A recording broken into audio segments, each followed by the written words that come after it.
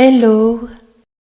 J'avais envie aujourd'hui de te partager dans cet épisode le chemin de la guerrière, de te partager quelque chose de très simple qui peut nous permettre d'affronter la vie, de la traverser, donc de te partager quelque chose de très simple et en même temps de très puissant. Je te souhaite la bienvenue sur Oser l'âme, le podcast qui t'amène à te questionner sur ta vie, sur qui tu es profondément. J'espère par nos partages te réveiller et te révéler pour oser être et oser la vie. Mon nom est Betty Tutrice, je suis passionnée par l'être humain, la psychologie, la spiritualité et l'enseignement. Formatrice à l'IFPIA, j'enseigne la psychogénéalogie évolutive, la psycho-énergétique. Je suis également autrice. J'espère te donner des clés qui te permettront d'ouvrir ton cœur pour laisser chanter ton âme. Le chemin de la guerrière, j'ai envie d'aborder avec toi aujourd'hui ce qu'est le chemin déjà. Donc, le chemin que je vais évoquer, c'est le chemin de l'incarnation. Alors souvent, nous pensons que l'incarnation est ce moment où le corps commence à apparaître. Si je te dis incarnation, je suis sûre que la première pensée est la conception, le moment de la conception et peut-être le moment de la naissance. Incarnation, c'est incarne, ça signifie dans le corps. Alors oui, l'incarnation, c'est le moment de la conception et c'est aussi le moment de la naissance.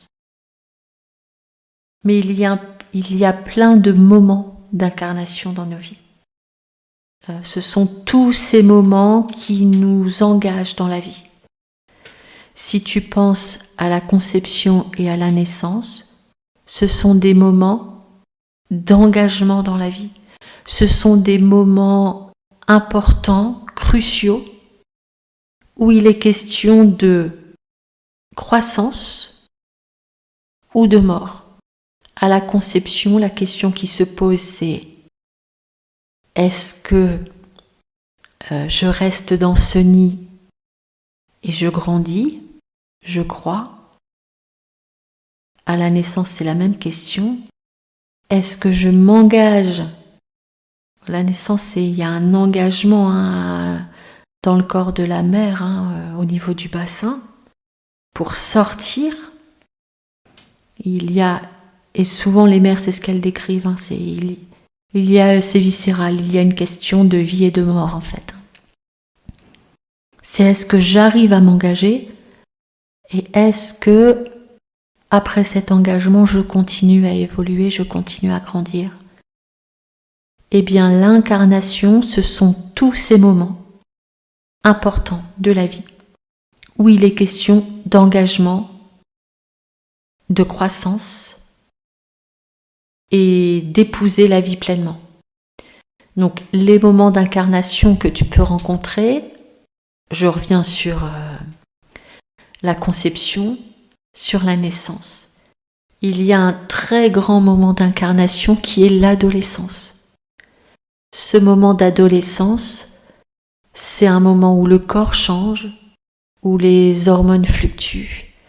C'est un moment où il est question de s'engager dans la vie. D'ailleurs, la période de l'adolescence est une période où il y a, chez les jeunes en tout cas, énormément de suicides. Viscéralement, si je m'engage dans la vie, comment je m'engage? Quel adulte je vais devenir? Qu'est-ce que je peux mettre en place en termes de valeurs, en termes de rôle dans la société? L'adolescence est un engagement et un moment d'incarnation extrêmement fort. Alors il y a d'autres moments d'incarnation. Je pense à tous ces moments d'incarnation où, par exemple, on devient parent. Quand on est enceinte, quand on porte l'enfant, il y a tout un questionnement, le corps change de nouveau. Il y a tout un questionnement sur le devenir mère, sur comment je me projette, quelles sont les projections que j'ai sur mon enfant aussi, comment je le vois grandir, qu'est-ce que j'aimerais pour lui, qu'est-ce que j'aimerais qu'il devienne. C'est un moment où on remet beaucoup en question le lien qu'on a eu avec nos parents aussi. C'est un moment qui nous engage dans la vie et qui nous demande d'incarner le rôle de parent, le rôle de mère ou le rôle de père. Tous les moments où tu as un choix important à faire, vraiment où ça engage ta vie. Donc ce sont des moments où, par exemple, tu vas choisir un métier, t'engager dans une voie professionnelle, t'engager dans une voie spirituelle aussi. Il y a d'autres moments comme la ménopause. La ménopause est de nouveau un moment d'incarnation. À la ménopause, on fait un bilan de vie. On voit ce qui nous convient, ce qui nous convient plus, comment on va orienter j'ai envie de dire cette deuxième partie de vie, cette deuxième moitié de vie. Donc les moments d'incarnation, ce sont ces grands moments qui nous demandent de nous engager et d'accéder à une forme de mission de vie en fait. Je devrais même dire d'accéder à notre mission d'âme. Tous les moments que j'évoque là, l'adolescence, le devenir mère, certains projets, ce sont des moments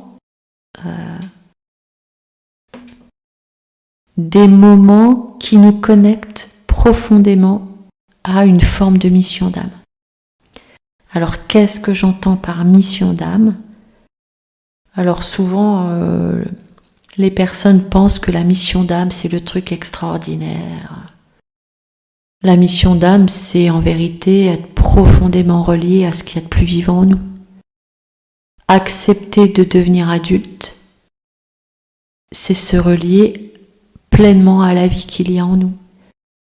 Devenir parent ou donner naissance autrement. Devenir parent, c'est pas une obligation, mais donner naissance, symboliquement aussi, c'est se relier à ce qu'il y a de plus vivant en nous. La mission d'âme, c'est ce qu'il y a de plus vivant en nous. C'est ce qui nous permet de grandir. Donc ça peut être des projets, ça peut être des choses de la vie, comme toutes les choses qui nous nourrissent et qui nous font grandir sont complètement en adéquation avec notre mission d'âme. La mission d'âme, c'est se sentir pleinement vivant. La mission d'âme est là à cet endroit-là. Alors quel lien je fais avec, ça c'est le chemin, quel lien je fais avec le chemin de la guerrière ? Le chemin de la guerrière, c'est une notion qu'on retrouve dans le chamanisme, qu'on peut retrouver aussi chez Jung. Jung aussi a beaucoup parlé de ce chemin d'incarnation que lui appelle plutôt l'individuation, avec 5 étapes.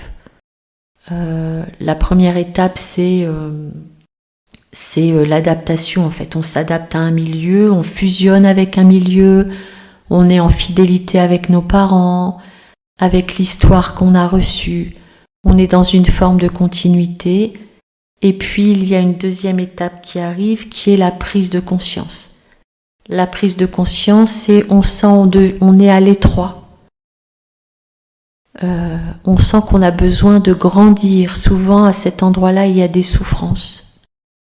Et puis, il y a une troisième étape qui est le face-à-face. C'est-à-dire que là, il y a les habitudes, ce qu'on connaît, et puis nos désirs. Souvent, dans cette étape, il y a comme une forme de confrontation, la confrontation à nos ombres, la confrontation avec nos croyances, la confrontation peut-être avec des fidélités qui sont là en place. Donc il y a, à cette étape-là, il y a des souffrances parce qu'il y a un conflit intrapsychique, en fait, il y a un conflit intérieur entre ce que je suis et cet élan d'âme qui me pousse à être qui je suis réellement et qui je suis profondément. Et il y a une quatrième étape qui est l'intégration, c'est-à-dire quand on a affronté les ombres, eh bien, il y a quelque chose de la lumière qui commence à s'installer. Et puis, il y a une dernière étape qui est l'individuation. Donc là, on peut se proclamer au monde et être profondément qui on est. Dans cette incarnation, il y a ce processus que Jung appelle l'individuation. Donc ça, c'est le chemin. Le chemin de la guerrière rejoint un peu cette notion jungienne de se confronter à. Alors, c'est pas la guerre comme nous on l'entend. Dans ce mot guerre et guerrière, c'est plutôt ce que moi j'appelle une confrontation. Alors moi j'aime ce mot parce que dans confrontation, il y a le mot front. C'est front contre front, visage contre visage. C'est je vois ce qui se joue. Je vois ce qui me fait souffrir. Je vois l'ombre à l'intérieur de moi. Je vois ce qui veut émerger positivement. Dans les ombres, il y a des choses très positives, des ressources, des qualités, des potentiels qu'on n'a pas envie de voir grandir ou qu'on refuse d'affirmer parce que tout simplement ça va à l'encontre de notre éducation, ça va à l'encontre des fidélités qu'on a installées peut-être avec notre famille, avec nos parents. Là, je me souviens d'une scientifique chercheuse en mathématiques qui venait d'une famille très intellectuelle et cette femme était violoniste. Et ce qui se jouait dans l'ombre, c'était son côté artistique en fait. La demande, la mission de son âme, c'était de changer de métier en fait, de lâcher la recherche en mathématiques pour devenir artiste, violoniste, d'en faire sa vie en fait. Donc l'incarnation et le chemin d'individuation, c'est ça. De devenir guerrière, en tout cas, faire ce voyage du chemin de la guerrière, c'est se confronter à.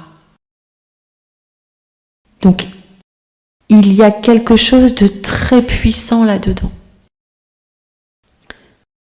Le chemin de la guerrière, alors il y a...